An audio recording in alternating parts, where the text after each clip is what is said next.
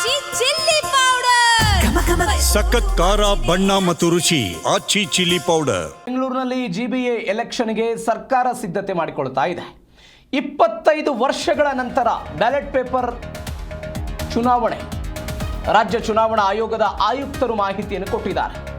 GBA election ಅನ್ನು June 30ರ ಒಳಗಾಗಿ ನಡೆಸಬೇಕು ಅಂತ ಈಗಾಗಲೇ ಸುಪ್ರೀಂ ಕೋರ್ಟ್ ಆದೇಶವನ್ನು ಕೊಟ್ಟಿದೆ. ಇದೀಗ 25 ವರ್ಷಗಳ ನಂತರ ಬ್ಯಾಲೆಟ್ ಪೇಪರ್ ಬಳಸೋದಕ್ಕೆ ರಾಜ್ಯ ಚುನಾವಣಾ ಆಯೋಗ ಮುಂದಾಗಿದೆ. ಇದರ ಬಗ್ಗೆ ಮಾಹಿತಿಯನ್ನು ಕೊಟ್ಟಿದ್ದಾರೆ. 2001ರಲ್ಲಿ ಬೆಂಗಳೂರಲ್ಲಿ ಬ್ಯಾಲೆಟ್ ಪೇಪರ್ ವೋಟಿಂಗ್ ಮಾಡಲಾಗಿತ್ತು. ಆದರೆ 2010ರಲ್ಲಿ 198 ವಾರ್ಡ್ಗಳಿಗೆ EVM ಮುಖಾಂತರ ಎಲೆಕ್ಷನ್ ಆಗಿತ್ತು.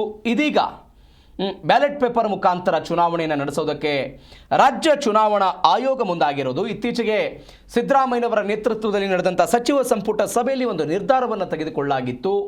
ಸ್ಥಳೀಯ ಸಂಸ್ಥೆಗಳ ಚುನಾವಣೆಗೆ ಅಂದರೆ ಶಾಸಕ ಮತ್ತು ಸಂಸದರ ಚುನಾವಣೆಯನ್ನು ಹೊರತುಪಡಿಸಿ ಸ್ಥಳೀಯ ಸಂಸ್ಥೆಗಳ ಚುನಾವಣೆಗೆ ಬ್ಯಾಲೆಟ್ ಪೇಪರನ್ನು ಬಳಕೆ ಮಾಡೋದು ಅಂತ ಸುಪ್ರೀಂ ಕೋರ್ಟ್ನ ಕೆಲವೊಂದಿಷ್ಟು ನಿರ್ಧಾರಗಳನ್ನು ಪರಿಶೀಲನೆ ಮಾಡಿ ಆ ನಿರ್ಧಾರವನ್ನು ತೆಗೆದುಕೊಳ್ಳಲಾಗಿತ್ತು. ಇದೀಗ ರಾಜ್ಯ ಚುನಾವಣಾ ಆಯೋಗ ಗ್ರೇಟರ್ ಬೆಂಗಳೂರು ಚುನಾವಣೆಗೆ ಬ್ಯಾಲೆಟ್ ಪೇಪರನ್ನು ಬಳಕೆ ಮಾಡಿಕೊಳ್ತಾ ಇದೆ. ಬ್ಯಾಲೆಟ್ ಪೇಪರ್ ಮುಖಾಂತರ ಹಾಗಾದರೆ EVMಗಿಂತ ಎಷ್ಟು ಸುರಕ್ಷಿತ ಈ ಬ್ಯಾಲೆಟ್ ಪೇಪರ್ ಅನ್ನುವಂಥ ಪ್ರಶ್ನೆ ಇದೆ. ಕಾಂಗ್ರೆಸ್ ಇದರ ವಿರುದ್ಧ ಹೋರಾಟ ಮಾಡಿದ್ದನ್ನು ಕೂಡ ನಾವು ಗಮನಿಸಿದ್ದೀವಿ. ರಾಜ್ಯ ಚುನಾವಣಾ ಆಯೋಗಕ್ಕೆ ಸಾಲು ಸವಾಲಿದೆ. ಈ ವಿಚಾರದಲ್ಲಿ ಸಾಲು ಸವಾಲಿದೆ. EVM ವಿರುದ್ಧ ಕಾಂಗ್ರೆಸ್ ನಾಯಕರು ಹೋರಾಟ ಮಾಡಿದ್ರು. EVM ಹ್ಯಾಕ್ ಮಾಡಿದ್ದಾರೆ ಎನ್ನುವಂಥ ಗಂಭೀರವಾದ ಆರೋಪಗಳೆಲ್ಲವನ್ನ ಮಾಡಿದ್ರು. ಈ ಬಗ್ಗೆ ಹೆಚ್ಚಿನ ಡೀಟೇಲ್ಸ್ ಕೊಡ್ತಾರೆ ನಮ್ಮ ಪ್ರತಿನಿಧಿ ಭವ್ಯ ಸುನೀಲ್ ಫೋನ್ ಸಂಪರ್ಕದಲ್ಲಿದ್ದಾರೆ. ಭವ್ಯ, ಬ್ಯಾಲೆಟ್ ಪೇಪರನ್ನು ಬಳಕೆ ಮಾಡ್ತಾ ಇದ್ದಾರೆ ಗ್ರೇಟರ್ ಬೆಂಗಳೂರು ಎಲೆಕ್ಷನ್ಗೆ. ಯಾವೆಲ್ಲ ಸಿದ್ಧತೆಗಳು, ಏನು ಸವಾಲು? ಎಸ್ ಪ್ರವೀಣ್, ಒಂದು ಕಡೆ ಜಿಬಿಎ ಎಲೆಕ್ಷನ್ ಆಗದೆ ಬಹಳ ವರ್ಷಗಳೇ ಕಳೆದಿರುವಂತದ್ದು. ಹೀಗಾಗಿ ಜಿಬಿಎ ಎಲೆಕ್ಷನ್ಗೆ ಎಲ್ಲಾ ರೀತಿಯಾದಂತಹ ತಯಾರಿಗಳನ್ನ ಮಾಜಿ ಕಾರ್ಪೊರೇಟರ್ಗಳು ಮಾಡ್ತಾ ಇರುವಂತದ್ದು. ಪ್ರಮುಖವಾಗಿ ಈಗ ಎಲೆಕ್ಷನ್ ನಡಿಬೇಕಾದ್ರೆ ಬಹಳಷ್ಟು ಮುಂಜಾಗ್ರತಾ ಕ್ರಮವನ್ನ ಕೈಗೊಳ್ಬೇಕಾಗುತ್ತೆ. ಯಾಕಂದ್ರೆ ಎಲೆಕ್ಷನ್ ಅಲ್ಲಿ ಒಂಚೂರು ಕೂಡ ತಪ್ಪುಗಳು ನಡೆಯದ ರೀತಿ ಚುನಾವಣಾ ಆಯೋಗ ಕೂಡ ಕ್ರಮವನ್ನ ಕೈಗೊಳ್ಬೇಕು. ಯಾಕಂದ್ರೆ ಸುಪ್ರೀಂ ಕೋರ್ಟ್ ಅಷ್ಟು ಕಟ್ಟುನಿಟ್ಟಾದಂತಹ ಸೂಕ್ತ ಕ್ರಮಗಳನ್ನ ಕೈಗೊಳ್ಳುವಂತೆ ಸೂಚನೆ ಕೊಟ್ಟಿರುವಂತದ್ದು.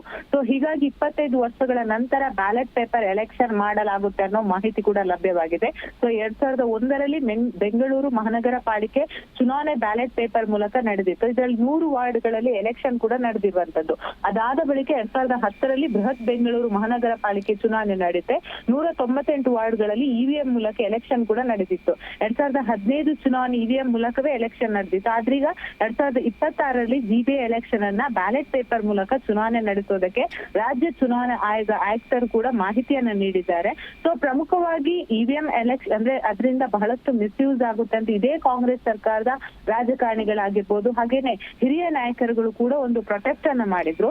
ಸದ್ಯ EVMಗಿಂತ ಬ್ಯಾಲೆಟ್ ಪೇಪರ್ ಸೇಫ್ ಅನ್ನೋ ಮಾಹಿತಿ ಅಧಿಕಾರಿಗಳು ಇರುವಂತದ್ದು. ಆದ್ರೆ ಇದನ್ನ ಮಾಡ್ಬೇಕಾದ್ರೆ ಬಹಳಷ್ಟು ಚಾಲೆಂಜ್ಗಳು ಕೂಡ ಇರುವಂತದ್ದು. ಯಾಕಂದ್ರೆ ಬ್ಯಾಲೆಟ್ ಪೇಪರ್ಗಾಗಿ ಖರ್ಚು ಮಾಡ್ಬೇಕಾಗುತ್ತೆ. ಇದರಲ್ಲಿ ಕೋಟ್ಯಾಂತರ ರೂಪಾಯಿ ಖರ್ಚಾಗುತ್ತೆ. ಇದರಿಂದ ಹಣ ಪೋಲಾಗುವ ಸಾಧ್ಯತೆ ಕೂಡ ಇರುವಂತದ್ದು. ಹಾಗೇನೆ ತಂತ್ರಜ್ಞಾನ ಯುಗದಲ್ಲಿ ಮತ್ತೆ ಹಿಂದಿನ ಕಾಲದಂತೆ ಬ್ಯಾಲೆಟ್ ಪೇಪರ್ ಖರೀದಿ ಮಾಡಬೇಕು, ಅಕ್ರಮ ತಡೆಗಟ್ಟಲು ಹೆಚ್ಚಾಗಿ ಸಿಬ್ಬಂದಿಗಳನ್ನ ನೇಮಕ ಮಾಡಬೇಕು, CCTVಗಳ ಅಳವಡಿಕೆ ಮಾಡಬೇಕು.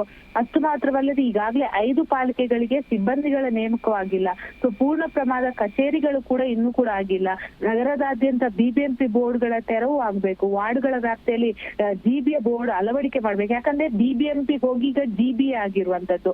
ಸೊ ಅಷ್ಟು ಮಾತ್ರವಲ್ಲದೆ ಎಲೆಕ್ಷನ್ ಆದ ನಂತರ ಈಗ ಅಂದ್ರೆ 2 ದಿವಸದಲ್ಲಿ ರಿಸಲ್ಟ್ ಕೊಡ್ತೀವಿ ಅಥವಾ 1 ವಾರದಲ್ಲಿ ರಿಸಲ್ಟ್ ಕೊಡ್ತೀವಿ ಅಂತ ಹೇಳೋಕ್ಕಾಗಲ್ಲ. ಯಾಕಂದ್ರೆ ಇದನ್ನ ಕೌಂಟಿಂಗ್ ಮಾಡೋದು ಕೂಡ ಬಹಳಷ್ಟು ಕಷ್ಟಕರ. ಸೊ ಮತ ಎಣಿಕೆಯಲ್ಲಿ ಸ್ವಲ್ಪ ವ್ಯತ್ಯಾಸ ಬಂದ್ರೂ ಕೂಡ ಮತ್ತೆ ಮರು ಎಣಿಕೆ ಮಾಡ್ಬೇಕಾಗುತ್ತೆ.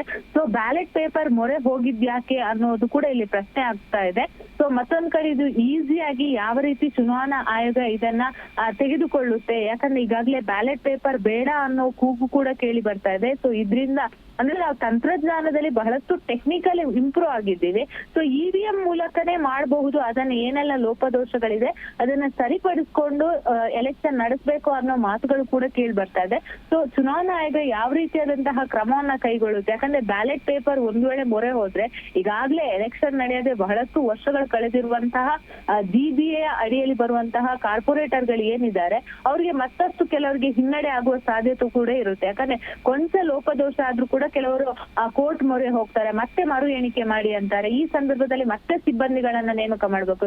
ಯಾಕಂದ್ರೆ ಇದರಲ್ಲಿ ಕೋಟ್ಯಾಂತರ ರೂಪಾಯಿ ಹಣ ಕೂಡ ಪೋಲಾಗುವ ಸಾಧ್ಯತೆ ಇರುವಂತದ್ದು. ಸೊ ಚುನಾವಣಾ ಆಯೋಗ ಯಾವ ರೀತಿಯಾದಂತಹ ಸೂಕ್ತ ಕ್ರಮವನ್ನ ಕೈಗೊಳ್ಳುತ್ತೆ? ಯಾಕಂದ್ರೆ ಸುಪ್ರೀಂ ಕೋರ್ಟ್ಗೆ ರಿಪೋರ್ಟ್ ಅನ್ನು ಕೂಡ ಸಬ್ಮಿಟ್ ಮಾಡ್ಬೇಕಾಗುತ್ತೆ. ಯಾಕಂದ್ರೆ ಈಗ ಸುಪ್ರೀಂ ಕೋರ್ಟೇ ಅವಕಾಶವನ್ನ ಕೊಟ್ಟಿರುವಂತದ್ದು. ಸೊ ಹೀಗಾಗಿ ಸುಪ್ರೀಂ ಕೋರ್ಟ್ ಯಾವ ರೀತಿ ಇದನ್ನು ರಿಸೀವ್ ಮಾಡ್ಕೊಳ್ಳುತ್ತೆ ಅನ್ನೋದು ಕೂಡ ಇಲ್ಲಿ ಪ್ರಶ್ನೆ ಇರುವಂತದ್ದು.